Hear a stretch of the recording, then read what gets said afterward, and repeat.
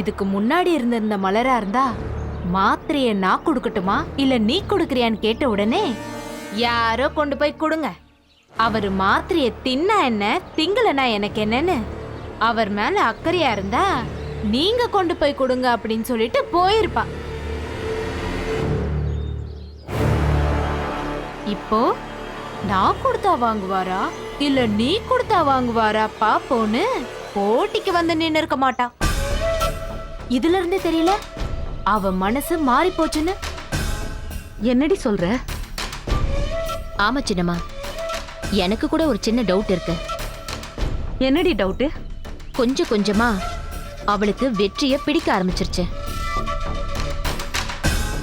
அவ வெற்றியை நோக்கி தன்னோட மனச மாத்திக்கிட்டு இருக்கா. அப்படியெல்லாம் ஒண்ணும் இருக்காது. அவளுக்காவது வெற்றியை பிடிக்கிறதாவது. நாம தினம் அவளை இவ்ளோ கொடை கொடைஞ்சிட்டு இருக்கோம். இவ்ளோ கொடைச்சலுக்கு நடுவுல அவ இந்த வீட்டுல இருக்கணும்னு ஆசைப்படுவாளா? அதெல்லாம் இல்ல சின்னம்மா. எத்தனை பேரு எதிர்த்தாலும் வெற்றி ஒருத்த எனக்கு சப்போர்ட் பண்றான்ல, அது போதும்னு சொல்லிட்டு அவ தைரியமா இருக்கா. எங்கேயோ அவகிட்ட ஒரு மிகப்பெரிய மாற்றம் தெரியுது. இந்த வீடு வேணா, உறவு வேணா, வெற்றி வேணான்னு நினைச்ச மலரு இப்ப கிடையாது. வெற்றி மட்டும் இருந்தா போதும், இந்த உலகமே எதிர்த்தாலும் நான் வாழ்ந்து காட்டுவேன்னு சொல்ற மலர் தான் இப்போ இந்த வீட்ல இருக்கா. அதனாலதான் கொஞ்ச நாளைக்கு முன்னாடி நானும் என் தங்கச்சியும் இந்த வீட்ல வாழ்ந்து காட்டுவோன்னு சவால் விட்டா. ஆனா இன்னைக்கு வெற்றி உன்கிட்ட மாத்திரை வாங்குறானா இல்ல என்கிட்ட மாத்திரை வாங்குறானான்னு பாப்போன்ற அளவுக்கு வந்துட்டா. இது எல்லாத்தையும் நீங்க சாதாரணமா எடுத்துக்காதீங்க. இதுக்கு பின்னாடி அவளோட மிகப்பெரிய மாற்றம் தான் காரணமா இருக்கு. அப்படியே சொல்ற? ஆமா சின்னம்மா. இதுக்கு நாம ஏதாவது ஒண்ணு பண்ணணும் சித்தி. பண்ணி மலரையும் வெற்றியையும் சேர விடாம பண்ணணும். அது ரொம்ப சுலபம். எப்படி சித்தி? இருக்கவே இருக்கா நம்ம அஞ்சலி. அவளும் நம்ம வெற்றியும் ஒரு காலத்துல காதலிச்சவங்க தானே. அந்த காதல தானே இன்னும் அஞ்சலி மனசுல நினைச்சிட்டு இருக்கா.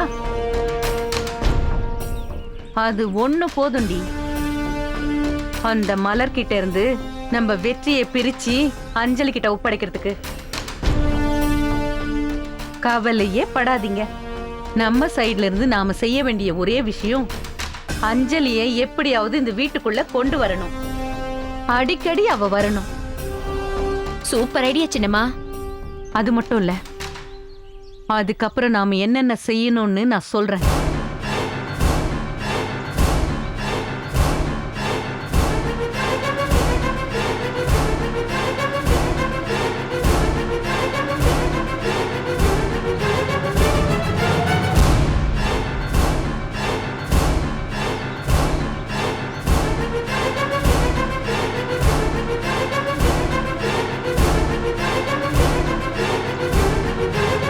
சூப்பர் சின்னம்மா.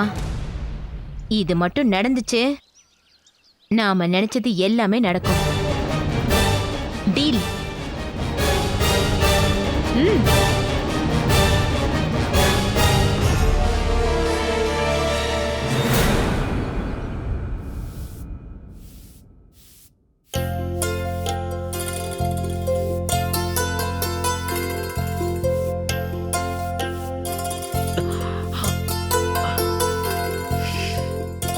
ஒரு நிமிஷம் இருங்க, வரேன்.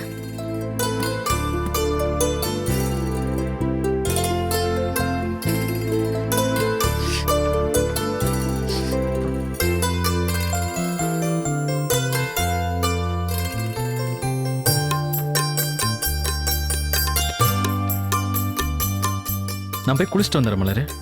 ஏங்க, கண்டிப்பா குளிக்கணுமா? இல்ல, டாக்டர் கையில தண்ணி படாம பாத்துக்கணும்னு சொல்லிருக்காங்கல்ல. அதெல்லாம் ஒன்றும் பிரச்சனை இல்லை மலரு. நீ வேணா ஒன்று பண்றியா? இந்தா இந்த கவர் எடுத்து கட்டி விட்டுரு, நான் பார்த்து குளிச்சுட்டு வரேன்.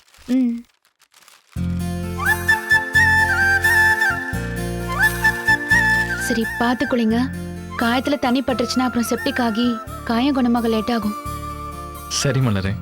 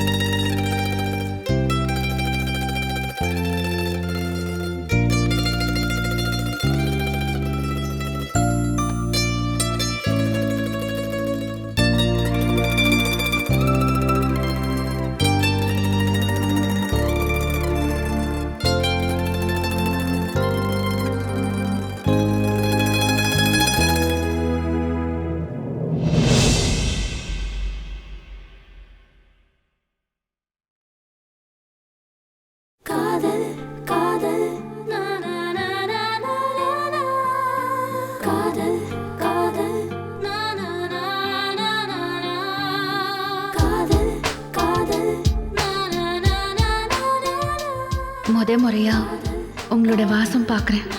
இந்த வாசம் எனக்கு ரொம்ப பிடிச்சிருக்கு.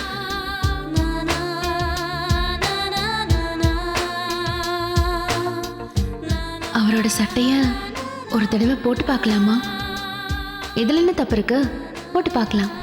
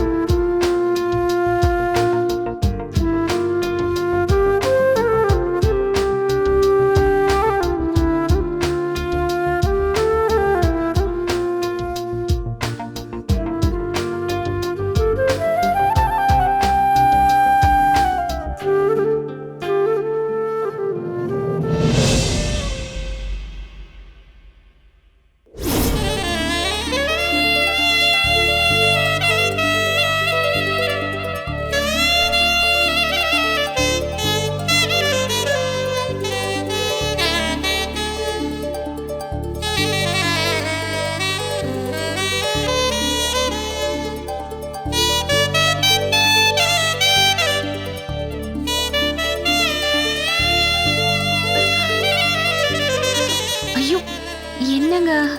ஏய் என்ன என்ன நீங்களே வந்துட்டீங்க? நீ தானே என் சட்டையை போட்டு கட்டி பிடிக்கணும்னு ஆசைப்பட்ட, அதான் அந்த சட்டையோட சேர்ந்து நானும் வந்துட்டேன். ஐயோ எங்க விடுங்களேன். அப்படியெல்லாம் விட முடியாது. தயவு செஞ்சு சொல்றேன், விடுங்க. ஐயோ ஏதோ தெரியாதனமா உங்க சட்டையை போட்டு பார்த்துட்டேன். தப்புதான் தப்புதான், தயவு செஞ்சு விட்டுருங்க. எனக்கு ஒரு மாதிரியா இருக்கு. ஏய் நான் அடி உன்னை சட்டையை போட்டு பார்க்க சொன்னேன், நீயா என் சட்டையை எடுத்து போட்டு பார்த்துட்டு இப்ப வேண்டாம் வேண்டாம்னு சொன்னா என்னடி அர்த்தம்? நீ என்னை கட்டி பிடிக்கணும்னு ஆசைப்பட்டு தானே என் சட்டையை எடுத்து போட்ட, அதான் நானே வந்து உன்னை கட்டி பிடிச்சேன். எதுவும் பேசாம இந்த ஒரு தருணத்தை ஃபீல் பண்ண. ஐயோ அதெல்லாம் முடியாது, எங்க விடுங்க. எங்க சொன்னா கேளுங்க. முடியாது, நான் விட மாட்டேன். ஐயோ எங்க விடுங்க.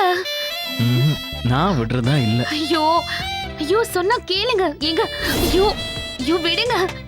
எங்க எங்க சொன்னா கேட்க மாட்டீங்களா? விடுங்க. எங்க விடுங்க விடுங்க.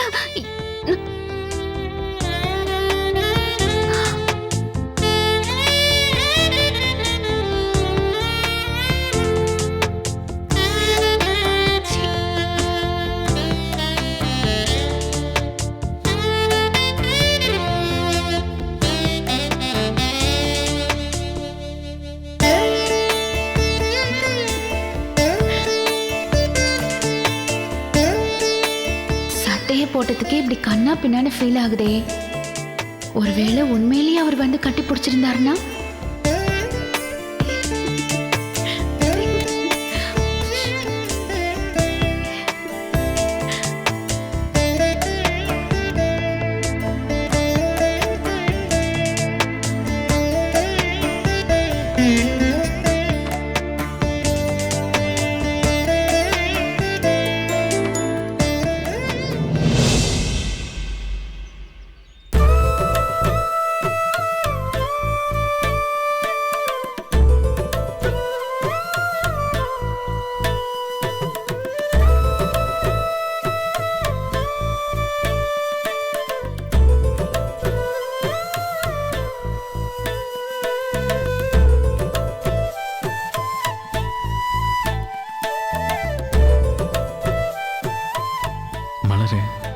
உன்னோட வாசத்தை முதன் முறையா நான் இந்த சேலம் மூலமா தெரிஞ்சுக்கிறேன்.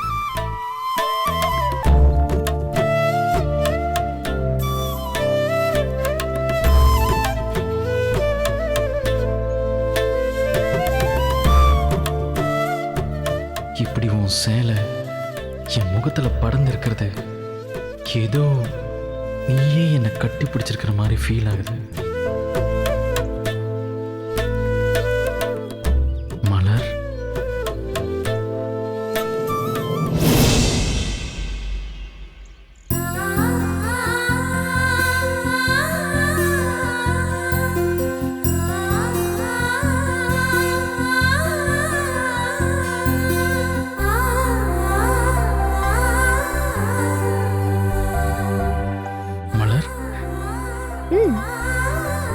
நீங்க தானே சொன்னீங்க நானே கட்டி பிடிச்சிட்டு இருக்க மாதிரி இருக்குன்னு. அதான் நானே வந்துட்டேன். நான் உங்களை விட மாட்டேன். எப்பவும் இதே மாதிரி உங்களை என் கைக்கு நடுவுல என் கூடவே வச்சுக்கணும்னு நினைக்கிறேன். எப்பவும் உங்களை விட்டு பிரியாம இதே நெருக்கத்தோட ஒவ்வொரு நொடியும் இருக்கணும்னு ஆசைப்படுறேன்.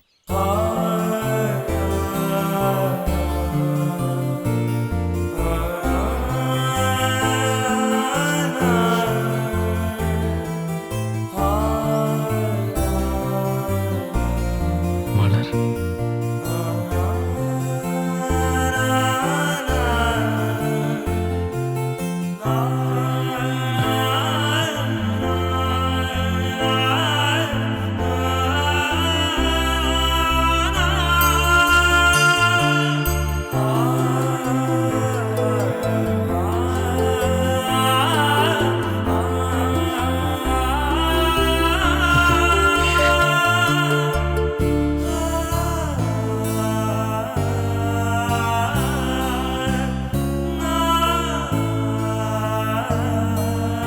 மலரு, அவர் சட்டையோட வாசம் பார்த்ததுக்கும் போட்டு பார்த்ததுக்குமே நீ இந்த அளவுக்கு பைத்தியம் ஆவறனா, உன் மனசுல அந்த அளவுக்கு அவர் மேல காதல் இருக்குன்னா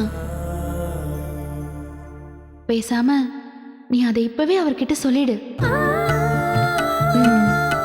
இப்ப அவர் குளிச்சுட்டு வந்ததும் என்ன உங்களுக்கு பிடிச்சிருக்கான்னு கேட்டு பிடிச்சிருக்குன்னு சொன்னா நம்ம காதல சொல்லிட வேண்டிதான்.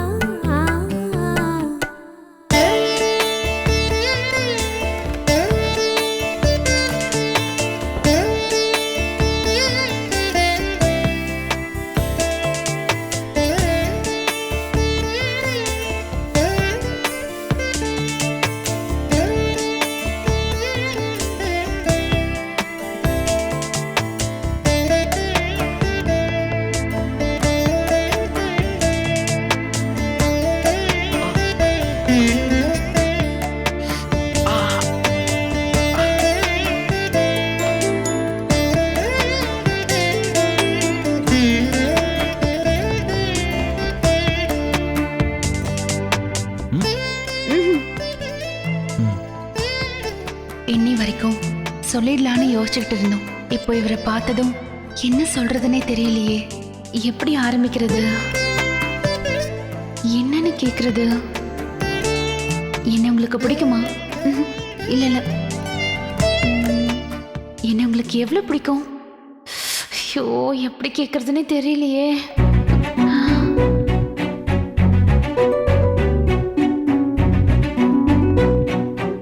இன்னைக்கு என்ன ஆனாலும் பரவாயில்ல, சொல்லிட வேண்டிதான்.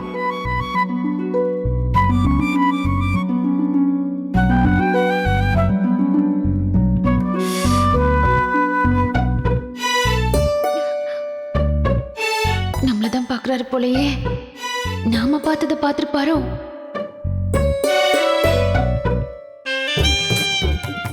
மனசுக்கு பிடிச்சவரோட முகத்தை ஆசையா பார்க்க கூட முடியல.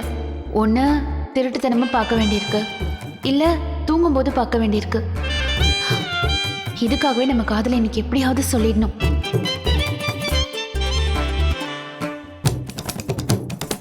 ஐயோ, மாட்டிக்கிட்டோம். இப்ப என்ன பண்றது?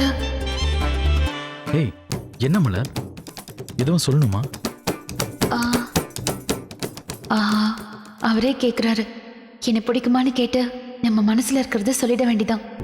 மலர், என்ன எதுவும் சொல்லணுமா? ஆமாங்க. என்னன்னு சொல்லு.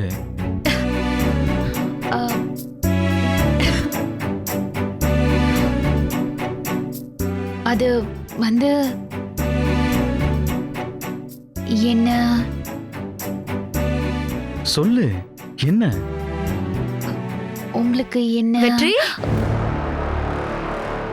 ஹாய் வெற்றி. ஏய் அஞ்சலி, எப்படிடா இருக்க? ஆ நல்லா இருக்கேன். என்னடா பொண்டாட்டி கூட பிஸியா இருக்கியா? நான் ஏதாச்சும் டிஸ்டர்ப் பண்ணிட்டேனா? ஆ அதெல்லாம் ஒன்றும் இல்லை அஞ்சலி, ஃப்ரீயாக தான் இருக்கேன். ஹாய் மலர், எப்படி இருக்கீங்க? நல்லா இருக்கேன். என்ன மலர், கேள்வி கேட்டா பதில் மட்டும்தான் சொல்லுவீங்களா? திருப்பி நான் எப்படி இருக்கேன்லாம் கேட்க மாட்டீங்களா? நீங்க எப்படி இருக்கீங்க? எனக்கு என்ன, அட்டகாசமா இருக்கேன். டேய், கைவலி இன்னும் இருக்கா? அப்பப்போ பெயினாக இருக்கும், மற்றபடி ஒன்றும் இல்லை. பெயினா இருக்குமா? பெயின் வரக்கூடாதுங்கிறதுக்காக தானே மருந்து மாத்திரை எல்லாம் கொடுத்துருக்காங்க. அதெல்லாம் நீ சாப்பிடுறியா இல்லையா? எங்க மலர், எங்க ஃப்ரெண்ட் ஒழுங்கா கவனிச்சுக்கிறீங்களா இல்லையா? அவனுக்கு மருந்து மாத்திரை எல்லாம் கரெக்டா டைம்க்கு கொடுக்குறீங்களா இல்லையா? ஏய் அஞ்சலி, அதெல்லாம் நான் கரெக்டாக தான் சாப்பிட்டுட்டு இருக்கேன். என்னடா பொண்டாட்டிய காப்பாத்துறியா? கரெக்டா சாப்பிட்டா எப்படிடா வலி வரும்?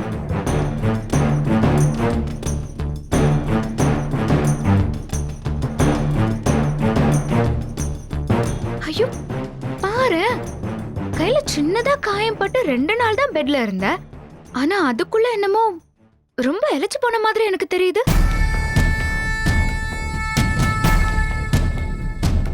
ஆமா, நீ சாப்பிடுறியா இல்லையா? அம்மா, நீ காலையில என்ன சாப்பிட்ட? சொல்லுடா, காலையில என்ன சாப்பிட்ட? காலையில் 4 இட்லி சாப்பிட்டேன். என்னது, 4 இட்லி தானா? போதுமா உனக்கு? போதும் அஞ்சலி. எங்க மலர், நீங்களே சொல்லுங்க, 4 இட்லி அவனுக்கு என்ன மூளைக்கு பத்தும்? அவனே 4 இட்லி போதும்னு சொன்னாலும் நீங்களே 2 இட்லி எக்ஸ்ட்ரா எடுத்து வச்சு அவனை சாப்பிட வச்சிருக்க வேண்டாமா? நீங்க தானே அவனை கவனிச்சுக்கணும். ஏய் அஞ்சலி, அதெல்லாம் மலர் கேட்டுட்டு தான் இருந்தா. நான் தான் வேணாம் வேணான்னு சொல்லி பாதிலே எந்திரிச்சிட்டேன். சரி, இப்போ சாப்பிட்டியா இல்லையா? இல்ல, இனிமே தான் சாப்பிடணும்.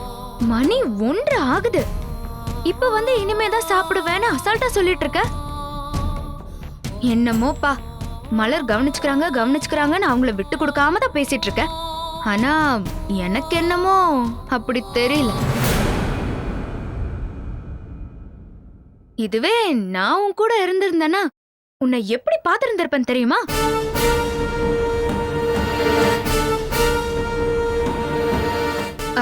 இல்ல, ஒரு ஃப்ரெண்டா நான் உன் கூட இருந்திருந்தா உன்னை எப்படி கண்ணும் கருத்துமா பாத்திருந்திருப்பேன்னு சொன்னேன்.